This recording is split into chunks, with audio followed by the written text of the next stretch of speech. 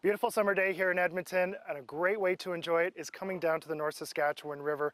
I'm joined by Steve Stanley from EPCOR, and we're going to talk about the North Saskatchewan River and EPCOR's involvement with the North Saskatchewan River. You guys have been talking a lot about it this year.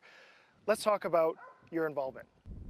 Well, I think first of all, EPCOR thinks that the North Saskatchewan River is one of our greatest assets. So it is our source of drinking water, but also a great opportunity for recreation for its citizens too. But we also got a really important role in terms of protecting that river, and that we're responsible for treating all the wastewater that the City of Edmonton produces at our Gold Bar Wastewater Treatment Plant.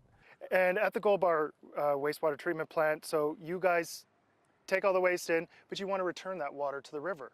Yes, so all the water that comes into the plant goes back to the river.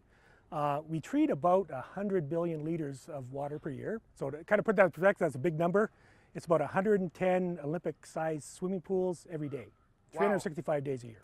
That's a lot of water. Yes, and we got to treat that water such that it protects the river and makes it safe for people to recreate on it. That's right, and I have to be honest, I think I had a few misconceptions about the North Saskatchewan River, and you guys are trying to break some of those because it is a healthy river and it's clean and...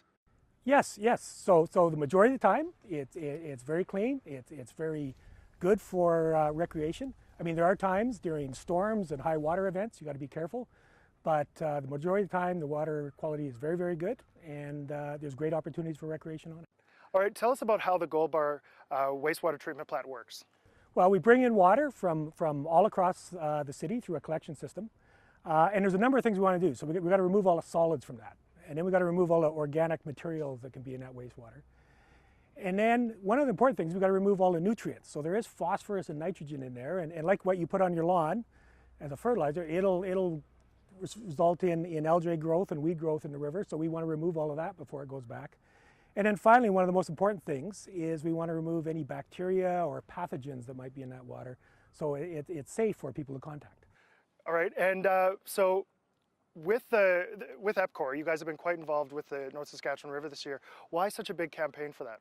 Well, we think it's very important. As we said, it's a big asset for the City of Edmonton.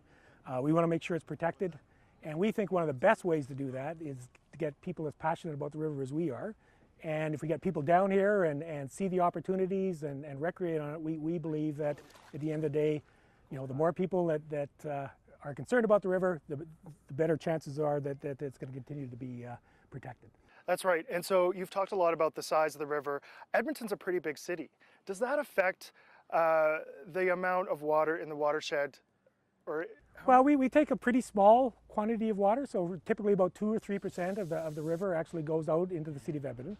What's interesting is almost all of that comes back in. So it goes into your household, and then through the toilets and sinks and so forth, it almost all comes back. And so it's a very small amount actually that's used through the City of Edmonton. Awesome. So when you flush at home, you can know that the water getting back to the river, it's in good shape and form, and you guys do a great job. Thank you so much for EPCOR for talking about the river and bringing awareness to this great resource that we have in the River Valley. If you want more information, you can always go to our website, edmonton.ctvnews.ca, click on Morning Live.